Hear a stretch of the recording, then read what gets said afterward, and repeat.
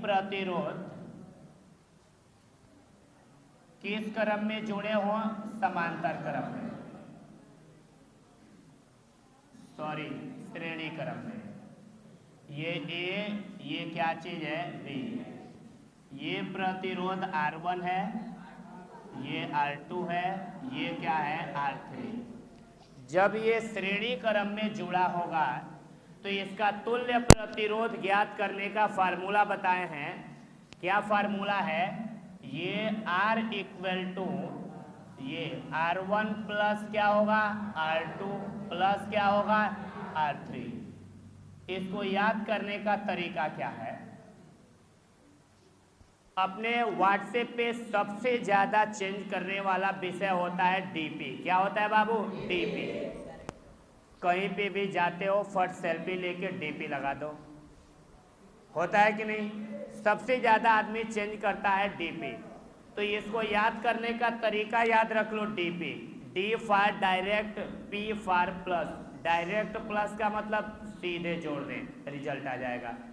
Okay, जैसे देख लो, मैं इसको याद करने का क्या तरीका बनाया हूं साहब? ये डीपी है। क्या है ये? DP. D for direct, P for plus. Direct plus का मतलब सीधे जोड़ दें। अब ये सीधे कैसे जोड़ेंगे, इस बेस पे एक एग्जाम्पल भी ले रहे हैं, समझना ध्यान से। ये एक एग्जाम्पल ले रहे हैं। मान लो हमारे पास यहाँ कुछ रेजिस्टेंस है, ये ए है, ये क्या चीज है? बी। ये कितना ओम है? 2 ओम, 3 ओम, और ये क्या है? 5 ओम। और क्वेश्चन में क्या है? ए व बी के बीच तुल्य प्रतिरोध ज्ञात कीजिए। क्या ज्ञात कीजिए बाबू? तुल्य प्रतिरोध। तो तुल्य प्रतिरोध ज्ञात करने का क्या फार्मूला बनाएंगे, ये देख लो। सबसे पहले ये पहचानेंगे ये श्रेणी क्रम में है या समांतर क्रम में।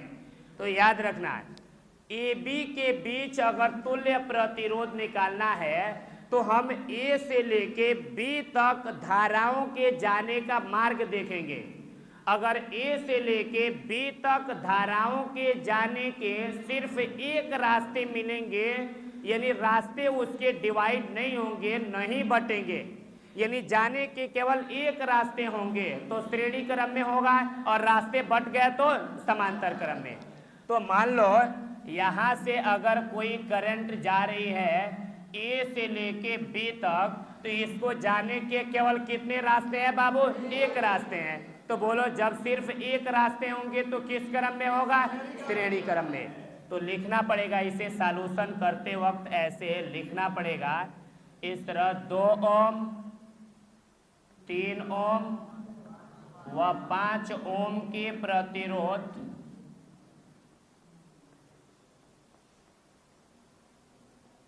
किस क्रम में है? श्रेणी क्रम में है। ये आ रहा है मेरी बात समझ में? तो इसका तुल्य प्रतिरोध क्या होगा? ए बी के बीच पूछ रहा है, तो यहाँ छोटा सा ये ए बी भी लिख लेना। क्या हमारी बात समझ में आया? तो अब ये तुल्य प्रतिरोध निकालने का, अगर श्रेणी क्रम में है तो इनको हल करने का तरीका क्या है? DP, D for direct, P for plus. Direct plus का मतलब सीधे जोड़ दें, सीधे जोड़ दो। ये क्या हो जाएगा? 2 ओम प्लस ये क्या हो जाएगा? 3 ओम प्लस ये क्या हो जाएगा? 5 ओम। ये देखो 2, 3, 5 और 5 मिलके 10 ओम। आंसर हो गया। बोलो समझ में आया कि नहीं आया? इसमें कोई प्रॉब्लम है? यानी ए व बी के बीच तुल्य प्रतिरोध कितना ओम आएगा? 10 ओम। बोलो ये क्लियर हो रहा है ना? इसमें कोई दिक्कत नहीं है। अब एक और मैं क्वेश्चन बना रहा हूं, ये आप बताओगे ये किस क्रम में है।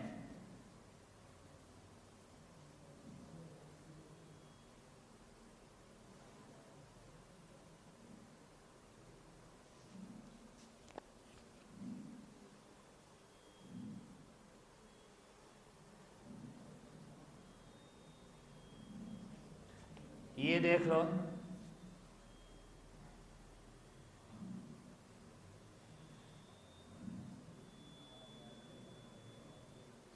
ये मान लो आ गया 6 ओम, 1 ओम, 2 ओम। क्या आर ए बी यानी ए व बी के बीच तुल्य प्रतिरोध ज्ञात कीजिए। तो बोलो कितना ओम आएगा, कैसे पता चला? पहले आप ये बताओ ये श्रेणी क्रम में है या फिर समांतर क्रम में? किस क्रम में है? कैसे पता चला? क्योंकि ए से बी तक जाने के कितने रास्ते हैं, इसलिए ये किस क्रम में है। तो ए व बी के बीच तुल्य प्रतिरोध पूछेगा तो क्या बोलोगे? ऐसे लिखोगे ये 6 ओम प्लस क्या होगा, अब प्लस क्या होगा, तो ये आर ए बी बराबर बोलो 6 और 1 मिलके 7 2। बोलो ये चीजें समझ में आया कि नहीं आया, कोई प्रॉब्लम है? अब देखो थोड़ा सा और मैं, ये फर्स्ट था, ये सेकंड, ये थर्ड। अरे चुप रहो यार,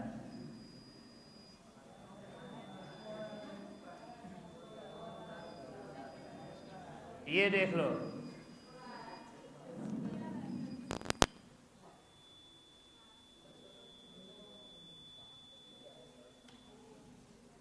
ये देखो, ये मान लो हो गया 1 ओम, ये 3 ओम, ये क्या हो गया 2 ओम।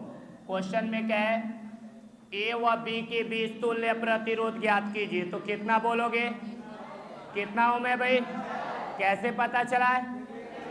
श्रेणी क्रम में है। श्रेणी क्रम कैसे पहचान किए? क्योंकि ए से बी तक जाने के केवल कितने रास्ते हैं, इसलिए ये किस क्रम में है। और जब श्रेणी क्रम पता चल गया तो ये आर ए बी निकाल लेंगे। ये कितना ओम है, 1 ओम। ये कितना ओम है, ये कितना ओम है, 2 ओम। अब ये देख लो r a b equal to क्या मिल गया, 1 3 4 2 6 ओम। आंसर हो गया। बोलो समझ में आया कि नहीं आया? किसी बच्चे को कोई प्रॉब्लम है, कर लोगे ऐसे? ओके।